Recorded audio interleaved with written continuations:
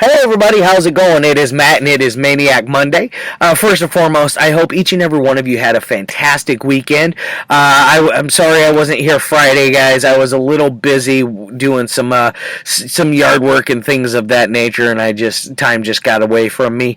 I am doing Friday's review for today, so it is going to be a slasher. I have also decided to continue slasher week throughout this entire week. Next week I'll go on to something different and mix things up a little more. I just am having so much fun doing all these great slashers for you guys, and it's my favorite subgenre of the horror genre itself. It's one that I very very much thoroughly enjoy.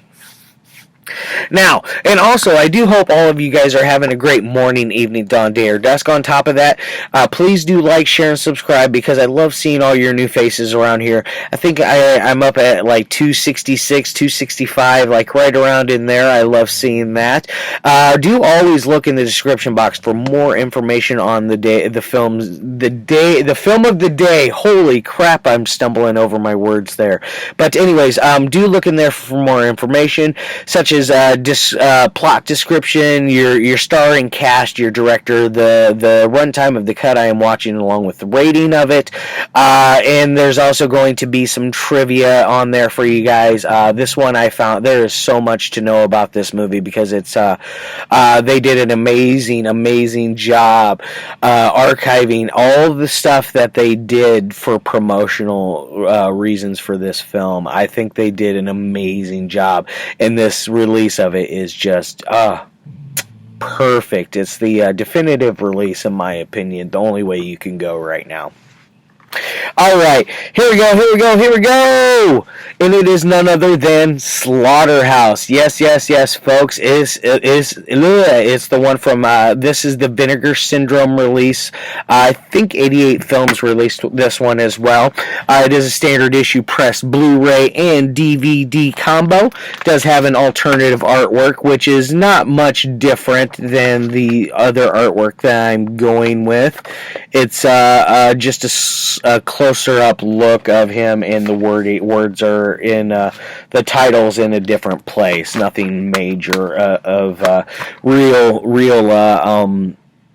difference between the two. You know, you can easily mix the two up. That's how close they are and similar they are as far as the artwork goes. Now. So let's see. This one came out in 1987. It's rated R, and this cut is running at an hour and 25 minutes. I used to have another version of this movie, but I traded it off. I don't know why. I think it's because I got this one and I didn't want to keep the old one. I should have kept it anyways because I have a hard time letting go of my doubles sometimes. Sometimes I double and triple dip on movies, and I just have a hard time letting go. That's the collector in me, the hoarder in me, as far as films go. Now, let's see, who do we got in here? We got Sherry Bendorf Leigh, we got Jodie Barton, which Joe plays our main killer here, Buddy Bacon, and his father is Lester Bacon. We got Don Barrett, Bill Brinsfield, Jane Higginson, and William Hock. And this is directed by Rick Roessler, however his name is pronounced.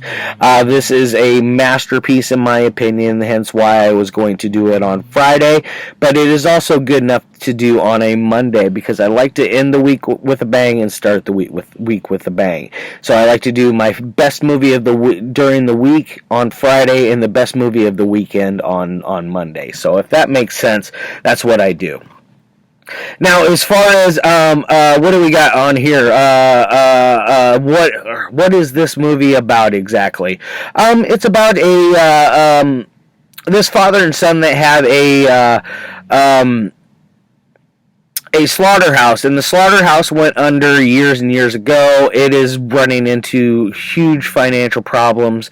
They are now to the point where they are going to take the property away and auction it off. three people come in and try to convince Lester to sell his property. It's the town lawyer, who happens to be his lawyer as well, the town sheriff, and the local competition, the owner of the competition of the other slaughterhouse in town. It is a one of those things where he feels like he's been conspired against, and these people are just trying to take his land for no apparent reason at all. He doesn't understand why things are the way they are, basically, at this point in time, especially when it comes to the difference in the way they used to do things in a slaughterhouse opposed to the modern things of slaughterhouses.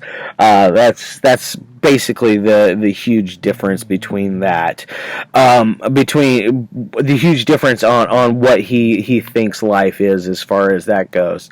And in the process, all the while going on, there's these kids who I'm guessing they're like college kids, high school kids. Either way, they are.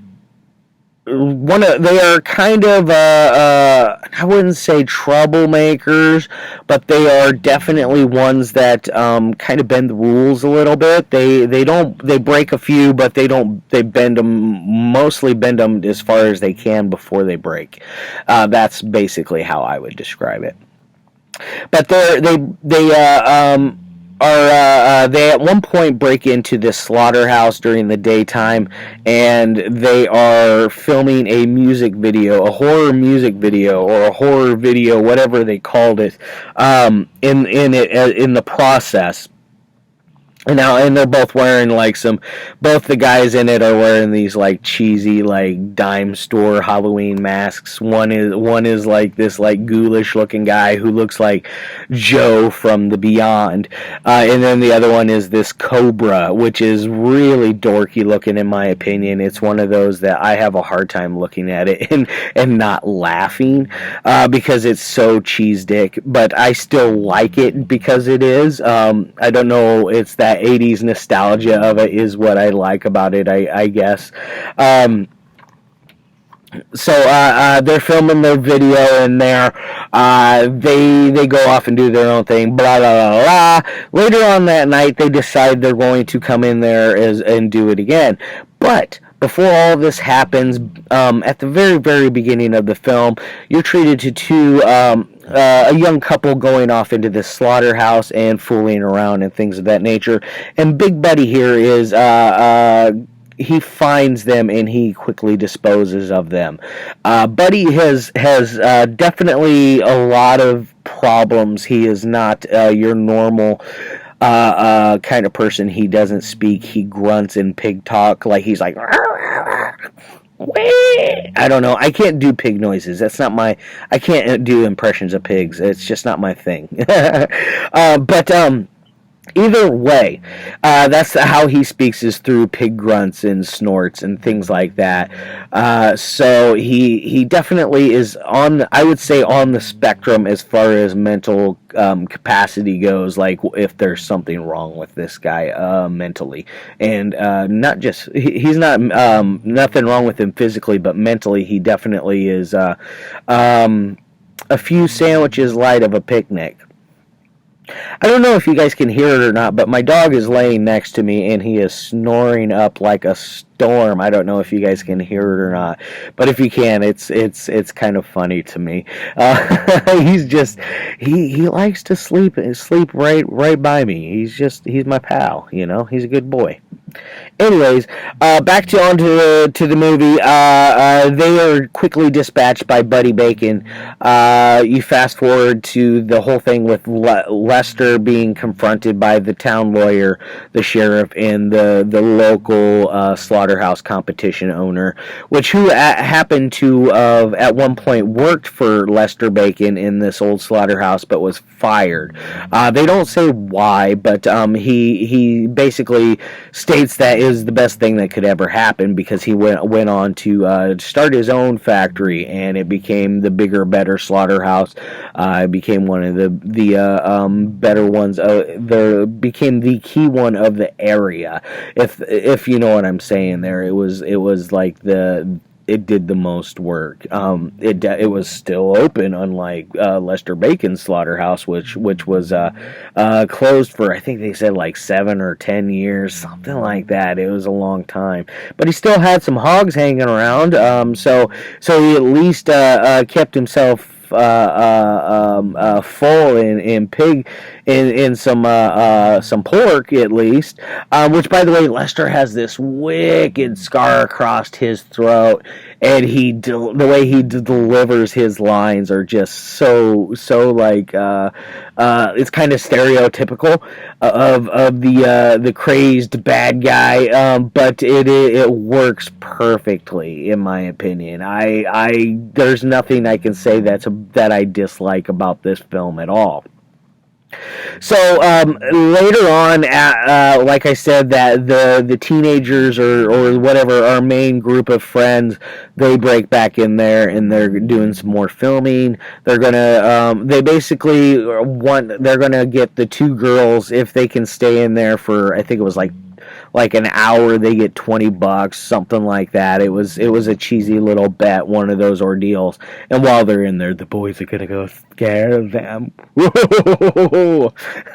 It cracks me up because they used the same masks that they used earlier in the day, like they wouldn't know that that's them, like, oh my god, it's somebody gonna kill me.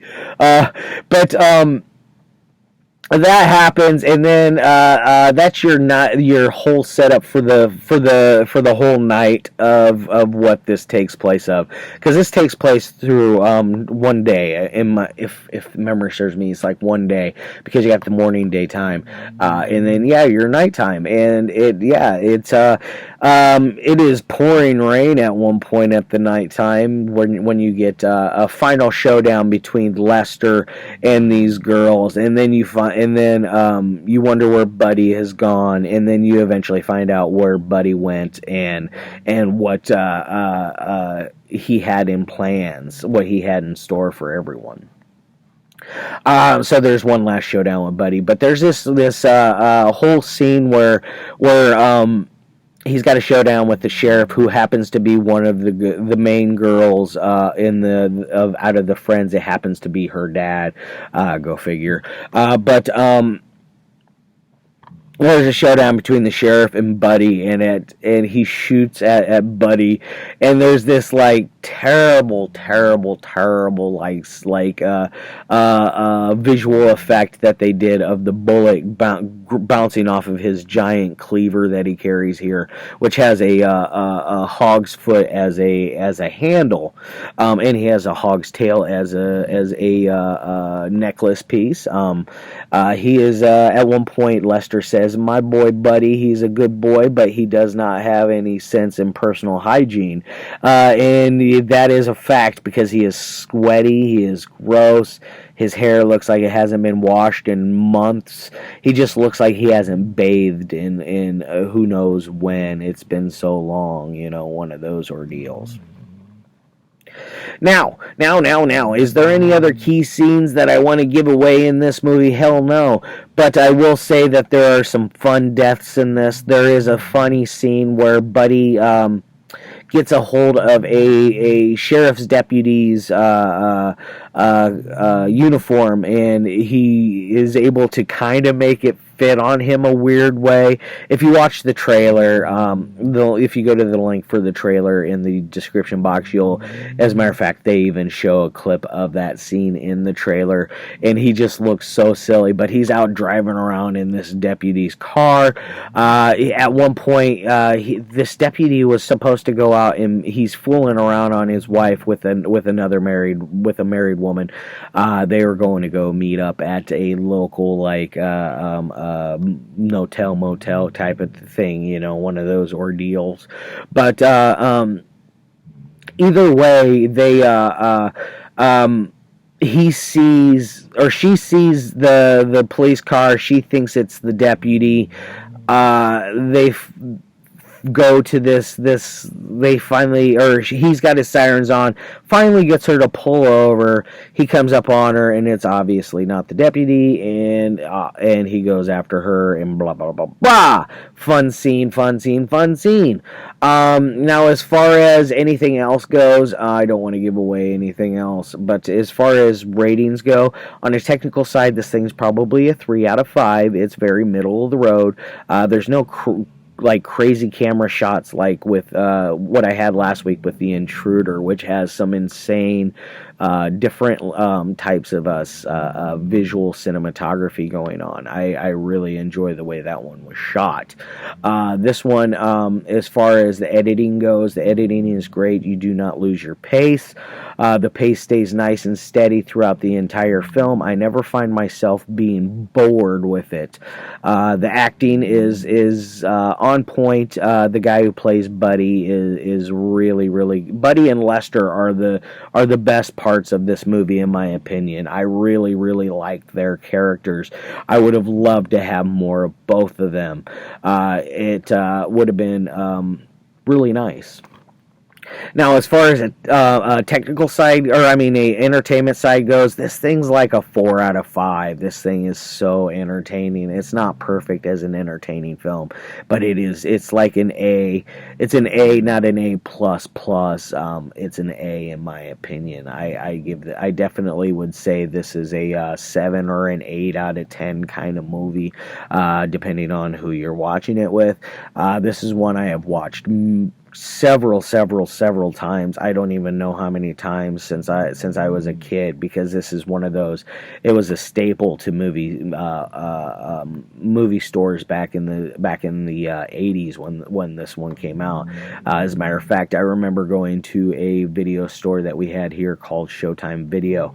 That was where I got to see a lot of the classic iconic films that we look at nowadays that are from the 80s. I got to see Fulci, Argento, stuff like Slaughterhouse, stuff like Texas Chainsaw Massacre, Last House on the Left, just so many great titles I got to see from that store.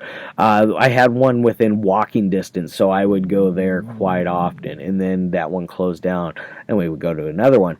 But both of them had this giant standee cutout of Buddy and for Slaughterhouse.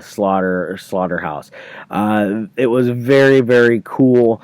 I think it was a standee. It was either that or it was a giant poster. It was one or the other, but he was always in both of the... When I went to both of those stores, it might have even been the same one, and they moved the one that closed, probably moved it over to the one that I was going to afterwards. Which was within driving distance. It wasn't that far away. It was probably like 3-4 minutes away, opposed to a minute. Not even a minute. I could just walk around. It was just around the corner. It was really close. Anyways, I'm going to get the hell out of here. I hope you guys check this movie out. Like I said, I'm going to be doing some more slashers this week, and I'm sorry once again for not being here on Friday. I hope you guys understand. This week, I'm really, really hoping that I get all 5 movies done this week. So far, schedule's looking good. I got 3 out of the 5 selected. I'm torn between the 4th and 5th one. I have all the movies selected. I just am not 100% which are the final 2 going to be. It's between 4 other movies, so it's coming down to the wire. Which ones will it be? Alright guys, tomorrow I got one from 1979 that I'm going to be reviewing.